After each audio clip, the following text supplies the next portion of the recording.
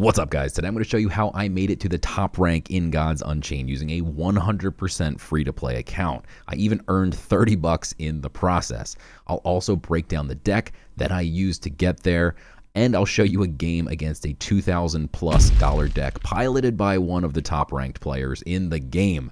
Let's dive in. So if you missed my first video in this series, we'll call it, there's a link below, but basically in that video, I show you how I start a brand new account, put in $0, made an aggro war deck, grinded Gods tokens for free because every day you can play 10 games. Those games earn you free tokens. You can literally sell the tokens if you want. I use those tokens to pick up this deck, which was $7 at the time. It is now roughly 10 or 11 because crypto has gone up. Cards have gone up a little bit as a result. So let's take a look at the deck that got me from rank 9 all the way to the highest rank in the game, 12. All right, so here you have it. This is the deck. This is my alt account, Echo Glitch. And we went 56% with this list over 56 games. I'll show you the final iteration of the deck where I played 6 more games. In the end, I did end up taking out the Sneaky Bruiser and putting in Dark Knives. But this deck, basically the point of the deck is you're playing guild creatures. They are cheap guild creatures. And you ultimately want to use cards like Blade Borrower to reduce the strength of your opponent's creatures. And the card that I called the best card in Tides of Fate before the set even came out. This Crooked Quartermaster is obscene. It is 2 mana, and it effectively will always give you a Stone Skin Poison and a Hunting Trap, which are literally the 2 best removal spells in the game. This card is insane. It provides you swing turns where you can play a Crooked Quartermaster, plus the Echo of the Blade Borrower is one that you'll often get to use because it only costs 1. It reduces your enemy's strength by 2, gives you a creature. And you can also drop like an Encumbered Looter, a Dockside Prowler, a Contract Broker, gives you 2 creatures, Nightleaf Trapper, etc., etc. There's a lot of creatures that all go along with this, but basically you can go super wide and get removal spells and even use a removal spell all in the same turn, and they're phenomenal removal spells. So this deck provides you tons of ways to beat aggro war, which is the most popular deck in the game. So countering the most popular deck, very smart and good way to climb the ranks. And so here's the final iteration where we took out the 5-drop, which I never used, and then we slotted in the Dark Knives. And Dark Knives can be used on the Switch Duelist on turn 2, for instance, to make this a 6/1. You push a lot of damage, and against Magic, they have to use multiple spells in order to kill one 1-drop because it's a 6 health creature on their turn and a 6 attack creature on your turn. So this can push damage really fast, and that's exactly how we won our final game, was playing 2 Switch Duelies on turn 1, playing the Dark Knives on turn 2, just going ham. You got to go for it in order to win. The other way to counter Magic and other combo decks is these Cutthroat Insights.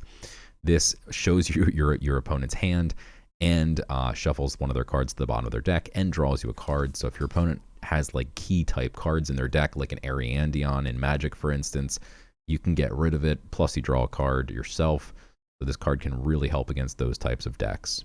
The other counter against Magic is this Cobra Scepter. A lot of Magic decks have a ton of card draw.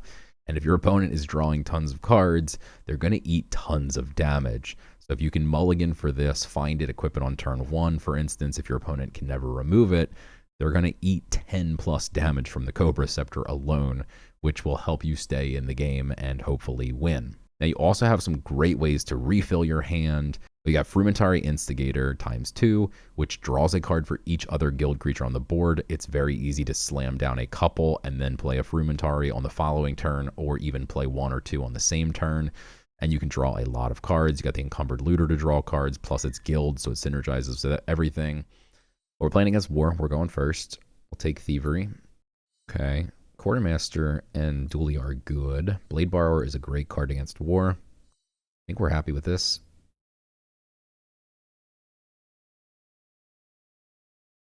Frumentary not helpful. My turn already. Slam that Switch Duelie and pass. And hope we find some more cheap creatures for our Crooked Quartermaster. But the Blade Borrower is perfect if he plays something we can hit. Then you can get the 1-cost Echo, which goes perfect with the Quartermaster. Not great, but I guess we just throw it down here in order to have something to do. Yeah, we're not pipping anything out here, so. I assume he'll trade into my dually and then fracture it to death. And then if he plays something here for our Blade Borrower, we will be very happy.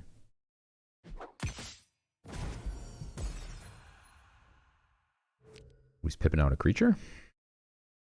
Savage Strike. Savage Strike. That's not what we want to see. Okay. That's very bad. All right, we top deck something playable here. Although, we won't be very mana efficient. We could actually just GP here instead, which is more mana efficient. And then next turn we'll have Quartermaster plus Lurker. We were looking for Claw and Fang as the best option. Bar Fight is okay. Spoils of War is okay. If he had any creatures on the board, maybe Bar Fight, but I think we go Spoils of War here.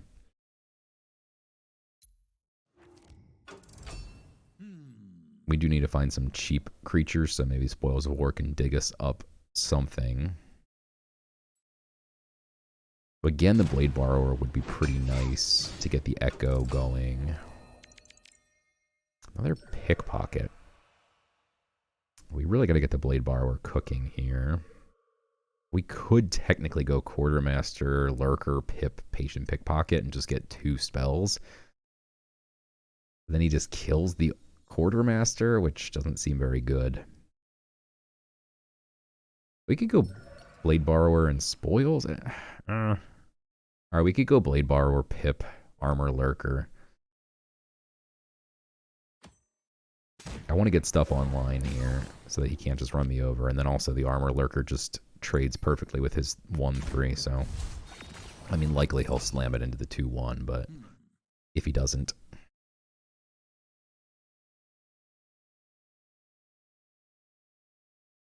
And then if the Lurker can go face, then we can Frenzy for Spoils of War. We also next turn have the beautiful 5-cost play with Crooked Quartermaster, Pickpocket, Blade Brigand, have 1 mana left over, play the Stone Skin, which is obscene value. 3 creatures and a removal spell. Now we don't need the removal spell. Still think we play Crooked here.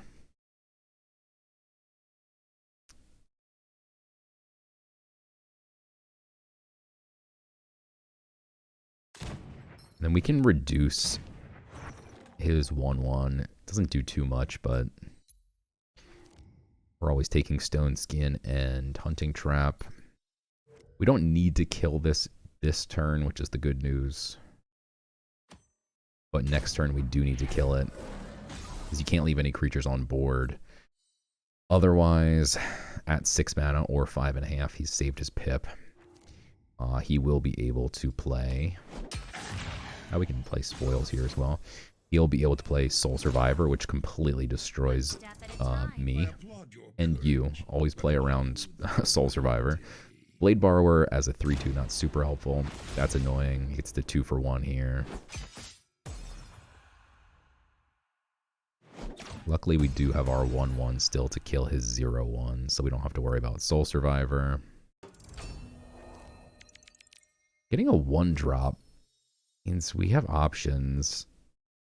I wanted to get the Whisper Baron online, but now we actually have a 1-drop into Frumentary, which just draws me 3 cards. It's way too good to pass up. Cutthroat's decent. I think...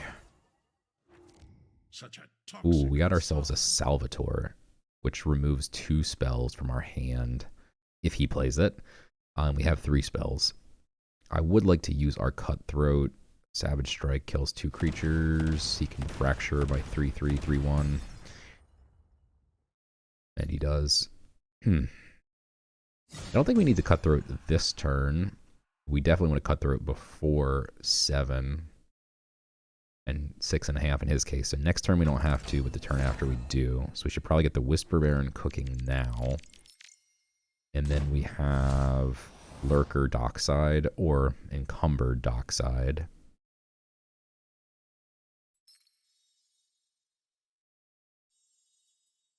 Let's do the one that does more damage here. Let's threaten as much. We got to push as much damage as possible. Okay.